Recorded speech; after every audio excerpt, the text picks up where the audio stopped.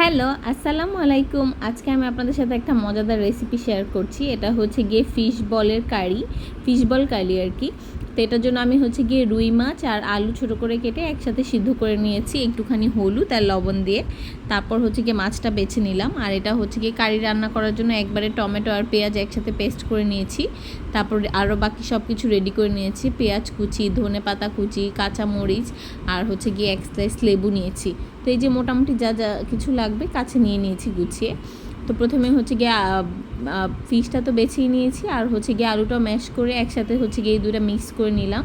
তারপর হচ্ছে গিয়ে যে পেঁয়াজ, তারপর কাঁচামরিচ, ধনে পাতা সব কিছুই দিয়ে দিচ্ছি।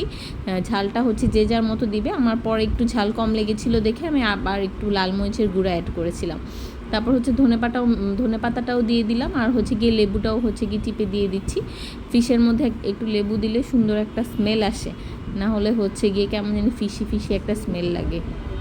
এরপর হচ্ছে গিয়ে লবণ দিয়ে দিলাম স্বাদ মতো। তারপর হচ্ছে গিয়ে একটু টাইট বানানোর জন্য বলটাকে এখানে হচ্ছে আমি বিস্কিটের গুঁড়া দিয়ে দিলাম আন্দাজ মতো, আর হচ্ছে ওই যে ঝাল কম লেগেছিলো দেখে একটু লাল মরিচের গুঁড়াও দিয়ে দিলাম, যেহেতু আমরা একটু ঝালটা বেশি লাইক করি। তারপরে যে সুন্দর করে হচ্ছে গিয়ে কনসিস্টেন্সিটা ভালো হয়েছে বলের, আমি হচ্ছে গিয়ে সুন্দর করে বল বানিয়ে নিলাম। এখানে আমি হচ্ছে মোট 3 টুকরা মাছ নিয়েছিলাম, তো সেই অনুযায়ী আর কি বল বানিয়েছি। আর হচ্ছে গিয়ে অল্প তেলে সেকে হচ্ছে আমি বলগুলো ভেজে নিয়েছি। বেশি তেলে দিলে হচ্ছে গিয়ে খুলে যাবে বলগুলো। তারপর যে কড়াইয়ে ভেজেছি সেই কড়াই হচ্ছে গিয়ে আমি যে টমেটো আর পেঁয়াজের পেস্টটা দিয়ে দিলাম। তারপর একটু লাল মরিচের গুঁড়া, গরম মশলা গুঁড়া আর লবণ দিয়ে দিলাম আন্দাজ করে, আর সাথে হচ্ছে আদা রসুন বাটাও দিয়েছি, ওটা স্কিপ হয়ে গেছে। তারপর হচ্ছে গিয়ে একটু টমেটো সস দিয়ে দিলাম, আর হচ্ছে গিয়ে এখানে দুধ দিয়ে দিলাম।